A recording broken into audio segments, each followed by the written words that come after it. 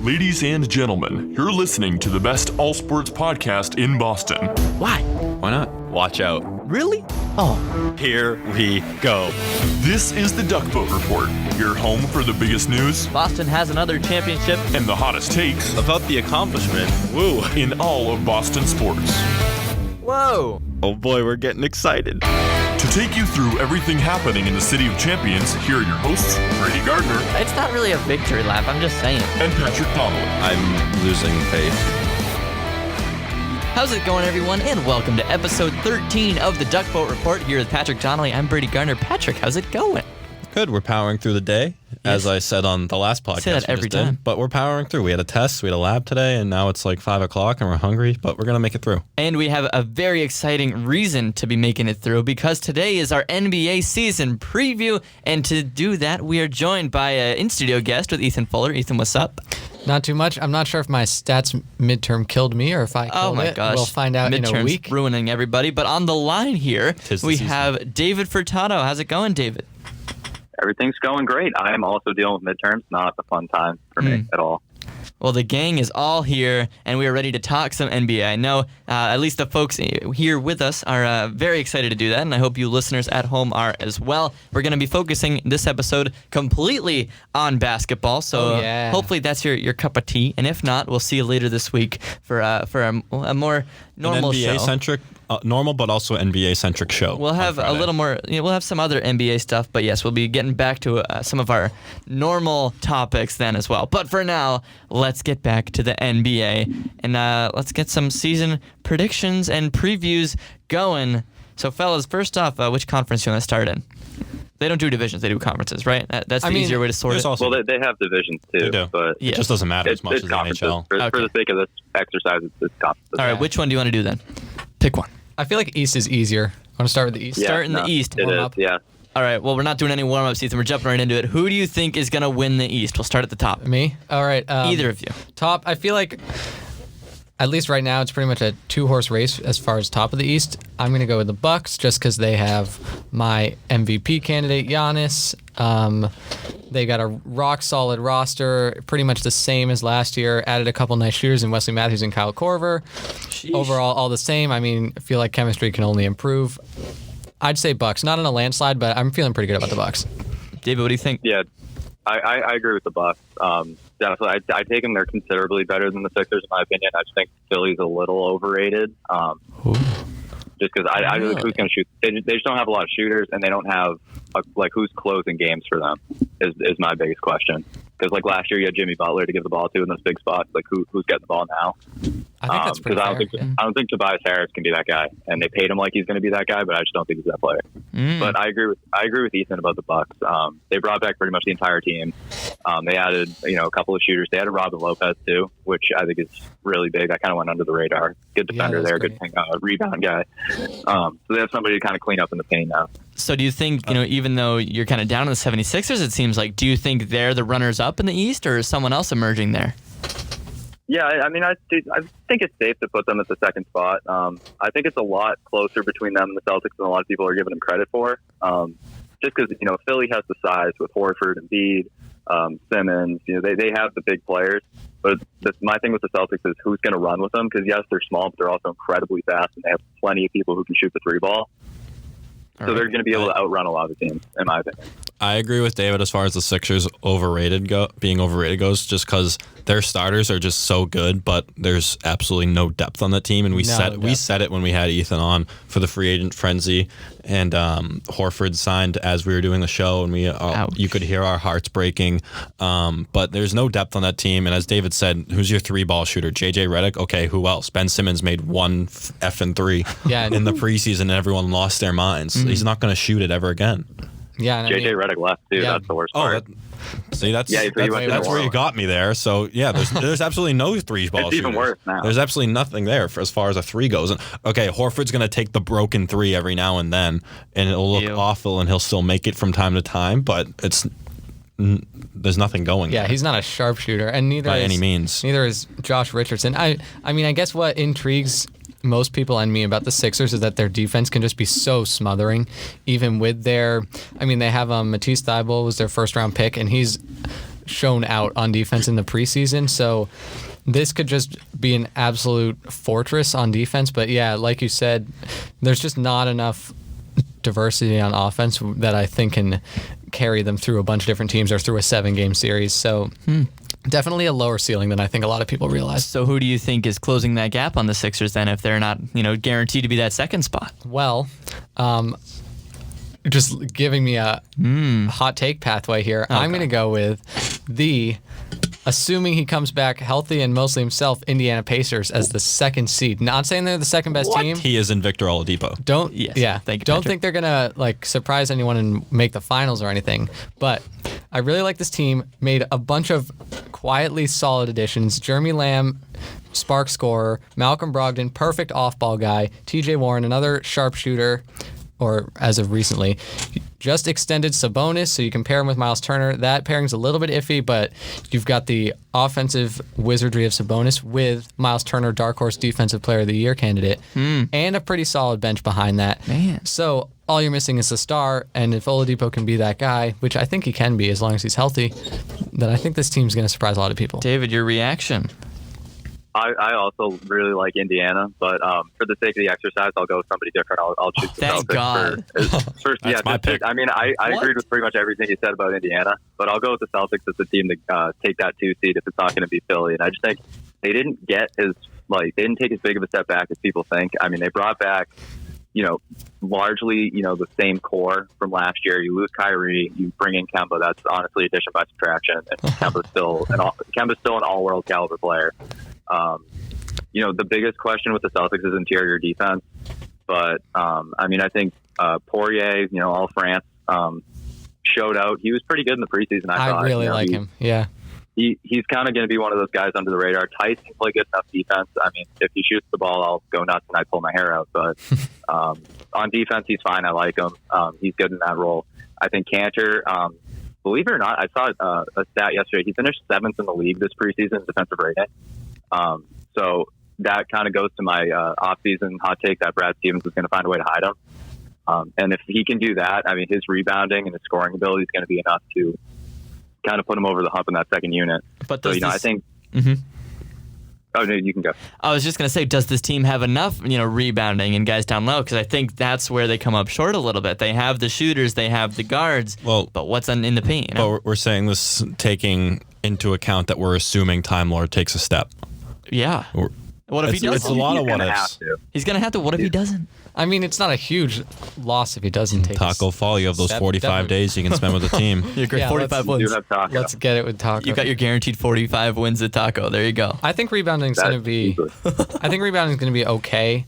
Cantor is a great rebounder. Cantor just gets boards. Like, the defense is obviously a question mark, but as Ethan was saying. Yeah, he gets boards. I think Poirier, depending on how much they play him, is going to get a good amount. Hopefully Tatum, assuming they play him at power forward a lot, can average maybe a solid 7 rebounds per game, which I don't think is out of the question. Mm-hmm. So I think if he's bought in. Yeah. I don't know. Well, they're D-Mamba-ing him. True, the D-Mamba-ing of Tatum. It's a big deal. And the style that the Celtics play is such a run-and-gun, fast-paced style when it's working the way it should be working, that with all the wings and all the guards they have, they're going to be able to outrun a lot of these bigger teams. The Bucks are a pretty big team. Philly's a pretty big team. These teams are built around, power forward centers, just like big players. They're not going to be able to run for 48 minutes with this team. All right, so that's your top tier in the East. Who makes up the rest of the playoff spots there beyond those 4? So I feel like the Raptors definitely obviously got a lot worse. I don't think they're bad enough to miss the playoffs, so I think they'll be a mid-pack Definitely, East obviously. team. Definitely retooling. Definitely, obviously. Sorry. Retooling. All right. Retooling a little bit because they lost a star, of course. And then you have the Nets.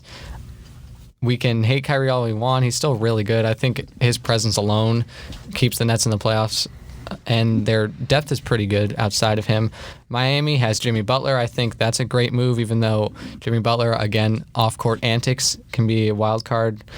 My other team, I think they're going to actually surprise a little bit and be a 6 seed, is the Orlando Magic. I really like. They came on strong at the end of last year. Jonathan Isaac guy. I'm a big Jonathan Isaac guy. Vucevic was great, and I think he'll probably regress a little bit, but still be pretty good. Their guards are not terrible. Terrence Ross is also great, too. So I think the Magic could they don't have a high ceiling, but I think they could again kind of sneak in as maybe like a Nets of last year kind of surprise team.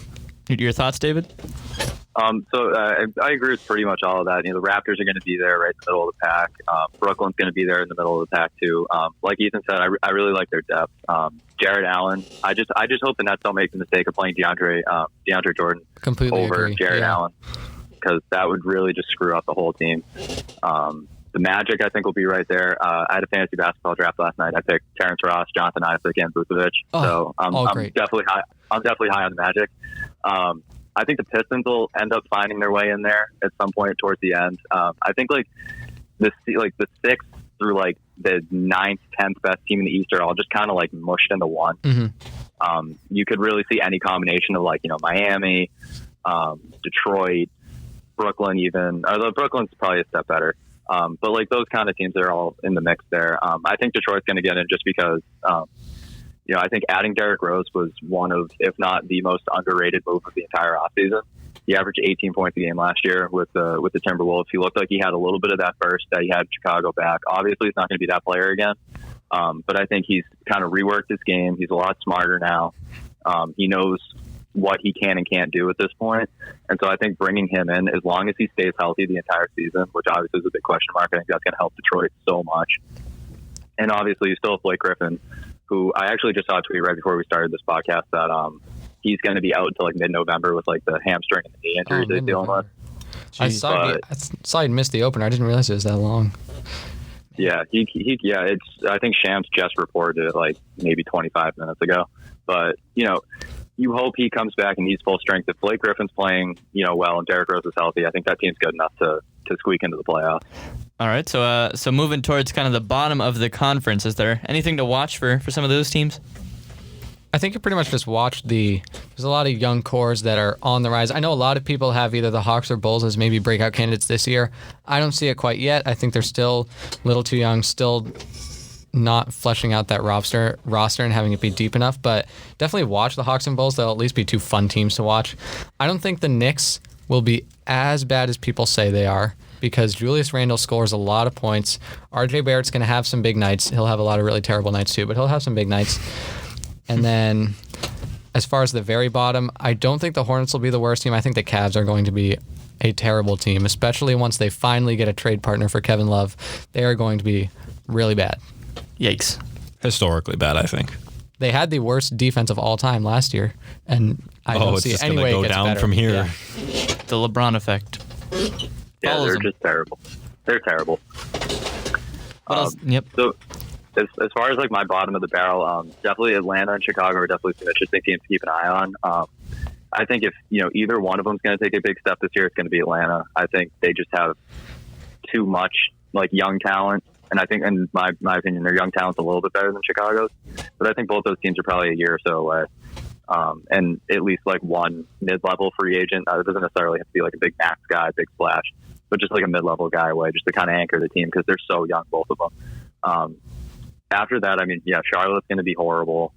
The Cavs are going to be horrible. I'm interested to see how Darius Garland plays, though. Yeah. At least Terry Rozier can finally have game time, right?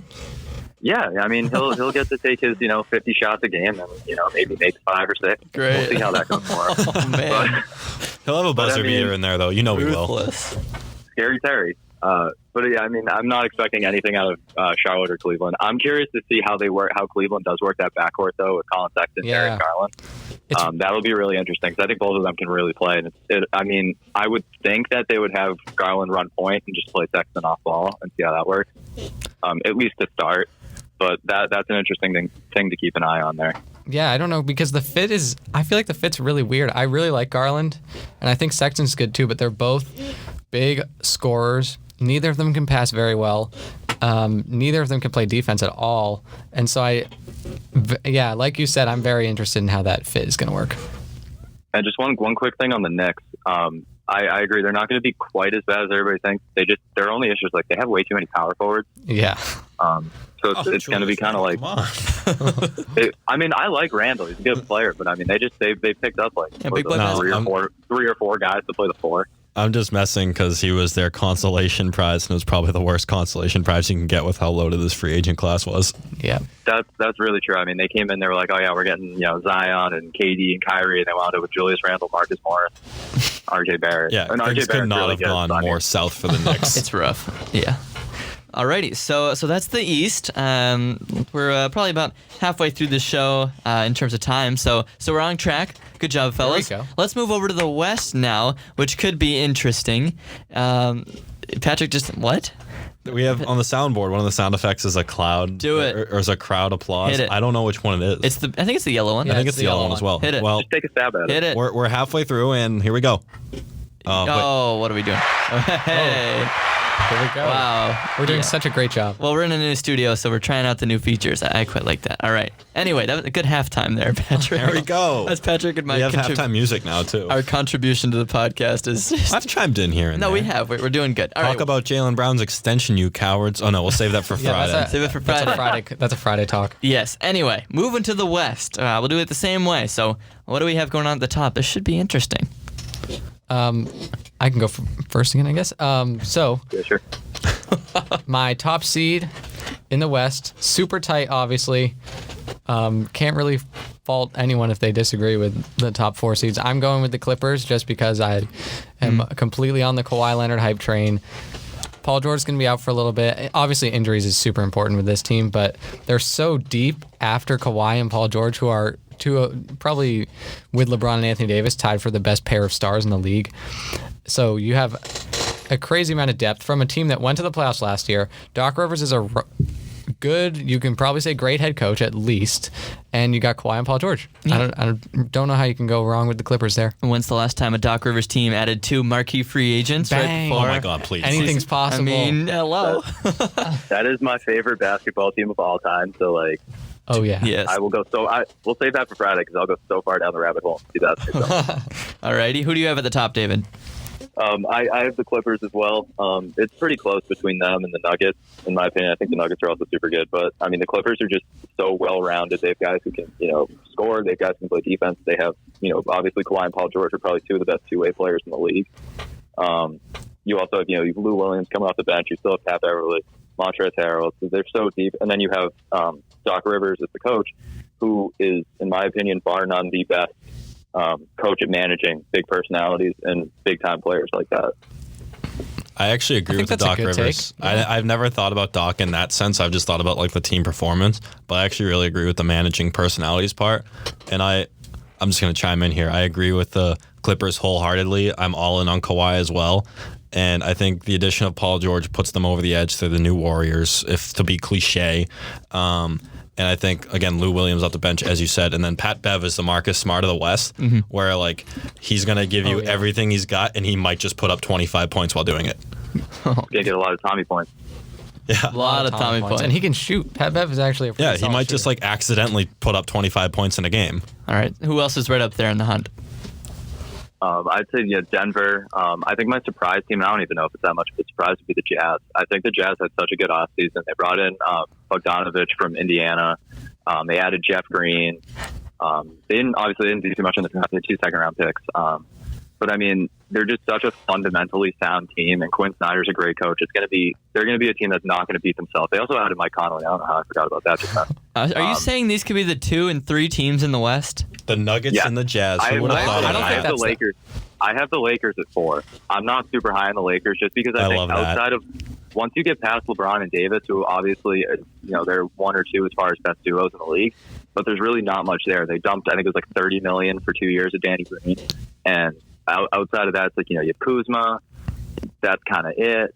There's really not much on that bench. So they're, one injury away from kind of being, the New Orleans Pelicans. I feel like LeBron, this is just me chiming in. I think this is like LeBron built that team to just be a winner now, though, if everything goes according to plan. Like they have, seems like people for every role.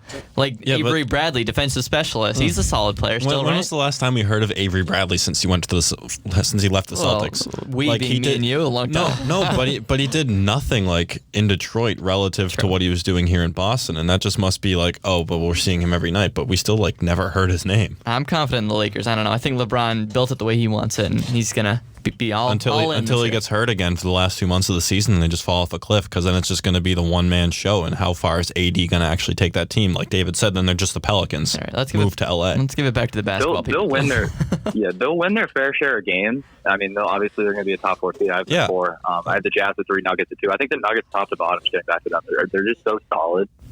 They have, people, they have a good starting 5. They have a solid bench. They're well coached. They have Jokic, who, in my opinion, could definitely take the MVP this season. I think he came in 4th last year. Mm-hmm. He's just this unassuming, white kind of chubby dude, and he just does everything just so well. So I think they're definitely a team to watch out for, and they're bringing back Michael Porter Jr. He looks healthy. That's kind of their ace in the hole right now. If he can give them solid minutes and be healthy, that's going to be very, very beneficial for them, because that's adding an all-star caliber player to that team. Yeah, he was a number 1 high school recruit before his back injuries in Missouri. It's crazy. I have the Nuggets a little bit lower, but I totally agree with everything you said. They're just so rock solid all the way around, and Jokic running that team's really cool. I think the Nuggets are just a fun team to root for, because they're so different from a lot of other NBA teams. I don't think the Lakers are a bad pick. I agree that I think when healthy, this team is formed much better than any LeBron team that he's had probably since the early Miami Heat. But injuries are ultimately going to decide the fate of the Lakers, because LeBron's traditionally been durable, but obviously he's getting older, got hurt last year. Anthony Davis always has some injury issues. Avery Bradley always has injury issues. True. Rondo, you could just Dwight Howard, which is a weird signing, but Dwight Howard, no DeMarcus Cousins. There's just so many question marks on the Lakers. And to defend myself a little bit, I wasn't disagreeing with the performance when healthy for the Lakers, but I mean, like David said, they're kind of just drawing comparisons from the East to West here. It's kind of like Philly, where the bench is just so mediocre and iffy, if you want to call it that. And they're also, again, 2 injuries away from just being pretty much out of it. True. Alrighty, so there you go. That's kind of the top, but what does the rest of the playoff picture look like? Well, I think it's really easy to look at the West, and you have your 8 kind of contenders with Clippers, Jazz, Lakers, Nuggets. We didn't even talk about the Rockets. Rockets, Warriors, Spurs, and Blazers are kind of the traditional 8 teams that is probably the mainstream pick for the playoffs. But there are so many rising young teams in the West that I think actually can break through. My pick to surprise. Talk to us about Minnesota. No, I didn't. I ended up not putting the Timberwolves in the playoffs, which really hurt my heart. Ooh, you said a couple times on the podcast you think they could be in. I had them up until 2 days ago. Heart, not head, right there. I mean, Wiggins' haircut. You don't believe in that? Oh, we'll get to it Friday. I put this out pre-Wiggins. Yeah. Oh, okay. So I won't talk too much about the Timberwolves, but I think they can surprise people. But anyway, my actual team that I put in the playoffs is the Mavericks. I'm not a huge believer in Porzingis. Obviously, he's a great addition. Adds more spacing, can be a scoring threat. Not a great rebounder or defender, but that's okay. He's a big body lob threat. I am fully expecting Luka Doncic to ascend and be a top 20 player by the end of this season. White Mamba. I am absolutely in on Luka Doncic. He is already one of the 5 best passers in the league. I expect him to iron out his shooting inconsistency, which he struggled with last year, as most rookies do. He'd probably shoot 37% this year from 3, which would be pretty nice. He can easily put up 22, 8, and 7. He can put up LeBron numbers, or LeBron box score numbers. I'm not going to say he is LeBron, but he can put up LeBron box score numbers and just completely run this team. The Mavs have a really nice front court with Porzingis, Maxi Kleber, Dwight Powell. Boban, I think, is pretty good in spot minutes. And then guards, you got Seth Curry, scoring spark. DeLon Wright's a pretty good defender next to Luka, who's not such a great defender yet. I think the Mavs have all the pieces. Again, I'm putting a lot of stock into Luka just rising up, but I think he can do it, and I think the Mavs can sneak in. Yeah, and like you said, you had those, Portland, San Antonio, Houston. I think I agree with you with Dallas being an up-and-coming team. I also like New Orleans a lot to make playoffs this year. Sneak in as maybe an 8 seed. I think adding that trade they made with the Lakers, the return they got on Anthony Davis was phenomenal. Adding with what they have, obviously Zion's going to be out for about 2 months. I think it was 6 to 8 weeks. But you're adding Zion, but you're putting Lonzo Ball at the point of that team. He's a phenomenal passer, and he plays great defense. So yeah, he's not going to go out and drop 30 a night and be this crazy franchise altering player. but he doesn't need to be. He's on a team where, he can just get the ball to JJ Redick. He can get the ball, in the paint. They have Jahlil Okafor, I believe, too, who's turned into, he's kind of resurrected his career from being a complete bust to just being, a pretty solid role player. Yeah. They had a really good draft too. I mean, obviously they got Zion number 1. They ended up getting Jackson Hayes and Kill Alexander Walker too, who are both phenomenal players. So I think those guys are going to end up coming up big for that team this year. My only thing with them is they're so young that I feel like they're going to be one of those teams that starts off really, really hot and then just fizzles after the All-Star break because they just run out of gas. All right. I can see that. I actually didn't even think about. Sorry. No, go ahead. I didn't even think about Lonzo at the point with his defense. His pairing with Drew Holiday, they could be one of the better defensive backcourts in the league. Those two together. Not a lot of shooting, but they could really lock a bunch of West guards down, those two. So I'm curious. We haven't really talked about them a whole lot, but as we start to wind down here, like you guys' thoughts on Houston and Golden State. Obviously, Golden State's going to be a step back, but they still have Curry, Klay Thompson re-signed, and they got Draymond, who might have a bigger year because it's a contract year. And then obviously Houston still has Harden and added Russell Westbrook. So I would just like to get your thoughts because I don't know how to gauge Houston right now. Yeah. Houston is... I've gone in peaks and valleys about Westbrook and Harden. Obviously, their fit is the defining storyline for this team. And I'm on the upswing with them right now because I'm picturing... if the Rockets are smart, they can kind of keep them, manage their load throughout the season, have one of them go at all times, and then you have just this like alpha scorer. And then you get to the playoffs and they're both sharp. And I think fatigue, it was like Alex Cohen I was talking to that brought this up. Fatigue is also a big issue as to why Harden kind of slows down and the Rockets in general kind of slow down in the playoffs. But having those two and maybe being able to alternate them on a lot of game nights can keep them in good shape for the playoffs. So I think they might have a worse regular season record than a lot of people expect, but then they'll be sharp in the postseason. Interesting. Yeah, I think it's going to be all about, who's going to make the sacrifice because you can't play with, 2 balls at the same time. It's just not how that works. So What if they're Jake one of them, Bailey's? Okay. Yeah, well, that's no, true. we're not That's going true. back to that. Enough. This is an NBA preview. Please. All right, moving on. Let's move on. Who do you have just missing out on the playoffs and maybe towards the bottom of that division? Or conference, rather. You can go first if you want, David. I'm trying to, Sacramento I think is going to miss. Not by a ton. I think they'll, kind of be pretty similar to where they were last year. I think adding Luke Walton is going to be really, really good for that franchise as a whole, just in the future, not necessarily this year. I think he's a super good coach. Obviously he won all those games. He had that huge winning streak at the beginning of the year and played Steve Kerr with the Warriors. I think he got kind of a raw deal with the Lakers. They didn't really give him much, and they were like, okay, win. And then LeBron showed up, and he was like, I don't want to play for you. So, it's really not much you can do there. I think that's going to be a good fit for him, though. They just gave Buddy Hield a big extension. So Yeah. they have a guy, I'm kind of torn on Buddy Hield. I think he's good. They definitely served themselves well giving him that extension. Just lock up a scorer. But the team's going to go with De'Aaron Fox. If he can come out and play like he did last year, they can challenge for a playoff spot. If not, they're going to be out.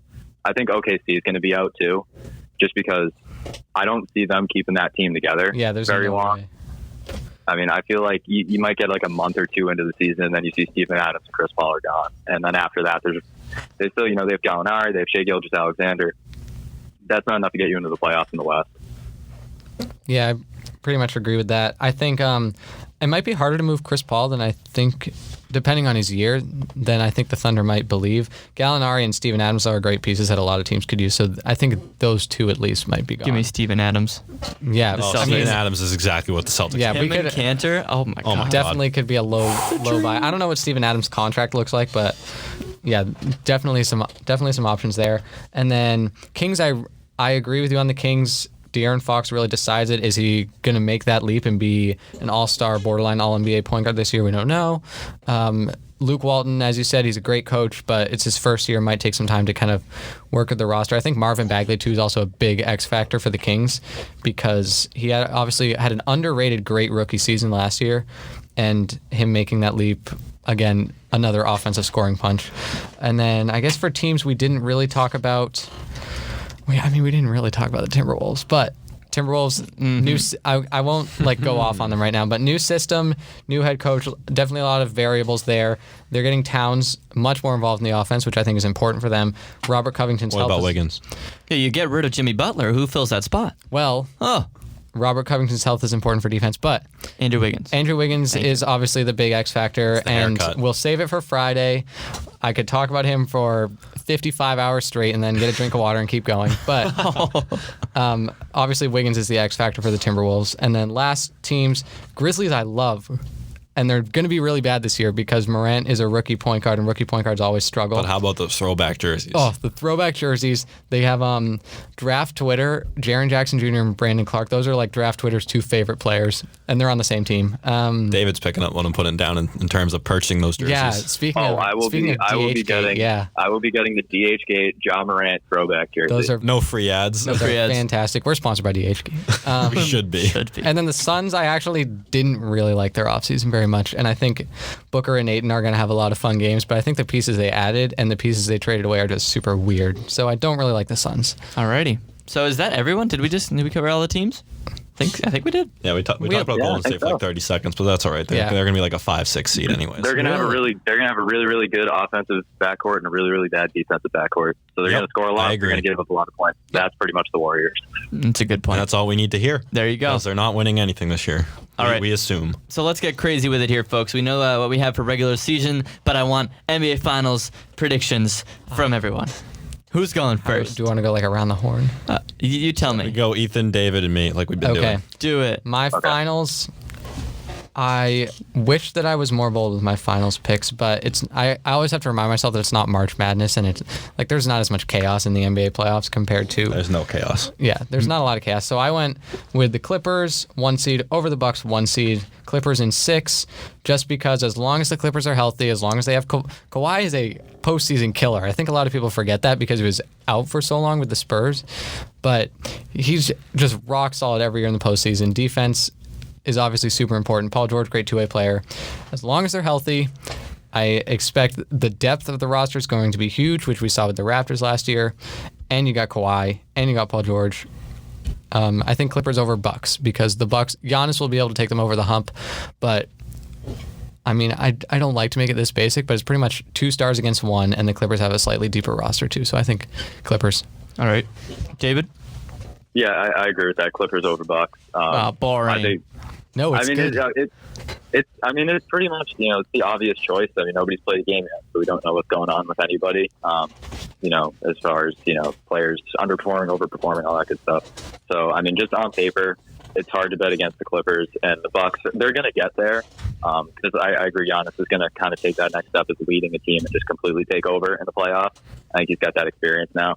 So I think I still think it's hard to bet against Kawhi in the playoffs. All right. Yes. I'm going to go a little off here. I'm still going to pick just to be different in this case. Please. I think the Clippers are still going to win it all just because, as Ethan said, Kawhi is cold-blooded, and I'm 110% on the Kawhi Leonard train. He is my Andrew Wiggins. But he does. I don't need to That's justify safe. Kawhi Leonard to anybody though. Yeah, So- that doesn't make it as fun. Fine. All right. Fine. We already know Jaylen Brown is my Andrew Wiggins. But Still not the same. still. Go on. Anyway, please. Anywho, I think it's going to be Clippers over Sixers. Sixers. And I think the Celtics are gonna. It's tough. Celtics I think Eastern Conference. I did say the Celtics would lose in the Eastern Conference beats the Finals. The Sixers. Oh. I don't know how the seeding's gonna work out. yeah, But you know what? The Sixers are getting there either way. It doesn't matter how. It doesn't matter where the Celtics or Bucks finish. I also don't like. I think the Celtics still have an outside shot just because, say Gordon Hayward just pops off and you have everyone running on all cylinders. Okay. There's a lot of what ifs with the Celtics. Pretty much anyone below the Sixers and Bucks. But I think it's Clippers over Sixers. Interesting. All right, to close us out, I'm going to go Bucks as well. It seems like the popular choice. They're going to be I in just it. wanted to get rid of the Giannis train. Yeah, all right. So thank you for doing that. I'm going to get rid of the Clippers train. Oh my God, please. And the Lakers are going to win it all. I'm going Win it LA all? Lakers win it all because I think when you got LeBron locked in, he can be the best player in the league. I think it's a prove-it year for LeBron because last year, he was hurt. People are saying it's a new league now. You got the likes of Giannis and Kawhi and, younger guys taking it over. Well, no, LeBron is coming back to restake his claim and, knock them all off and say, you know what, it's still my league. That's what LeBron's going to do. It's going to be the LeBron prove it year. Okay. I don't know. I also like That's a non-NBA mind, okay? I also hate to be that guy that goes straight down the middle, but the top 4 in the West and even the top 4 in the top 3 or 4 in the East, it's not as much like as the West, obviously in the East, but they're all kind of just fish in a barrel where any one of those teams could make it. Yeah, depending on who gets hot or not. Yeah. And we love It's the like pair. the There's NHL. like 9 teams that could win. Yeah. Yeah. This is probably one of the most interested and excited I've been for an NBA season in a little bit as my monotone voice goes on. But I think there could be like actual legitimately more parity this year. And I think that's going to especially play out in the playoffs. Nice. Alrighty. There we go. Well, I think that closes us out. David, anything else to add? No, that's it for me. Cool. Well, we look forward to having you potentially in studio later this week. We're gonna have more NBA thoughts then, some of the crazier predictions for sure. Yes. A lot of Andrew Wiggins and Wolves talk. We're going to have the first official meeting of the Brad Wanamaker fan club. Oh, good. Population Convening. 2. It's happening. Yes. And so, yeah, that's something to look forward to down the road. And we're also going to get back to some of our usual coverage of the Boston sports teams in that episode as well. Patrick, one more thing to add? Before we close out here, just so we can get the paperwork in order for Friday, David, do you want to buy any land on Wiggins Island? Oh. No, I'm good. Oh, so no paperwork to be drawn up for Friday. It's Wednesday night. You still have a day and like 2 hours. Consider it. Got about 26 hours Tuesday to night, buy man. land. I'll consider. No, the Wolves are Wednesday. Gotcha. Yeah. Oh. I see. He knows the schedule by heart. He knows what he's saying. Ethan, who do they play on December 21st? No, I'm kidding. All right. No one. Oh, I was waiting for him to just fire it off. Yeah, alrighty. I have no idea. That is it for today's episode. We hope you've enjoyed this NBA season preview of sorts. I think we did pretty good, folks. I'm glad we had the professionals in to talk about it for sure, Patrick. We needed that. I didn't flounder as much talking about things that weren't the NHL. All right, cool. David and I agreed on a lot. We're both A very agreeable both people. super smart, and it shows. Oh, great. Oh, the real debate's gonna come with Friday and Andrew Wiggins. It's all right. Yes, well, that's The enough. unprovoked shots keep coming. That is it for now. We gotta stop. So thank you guys so much for listening, and we'll see you later this week.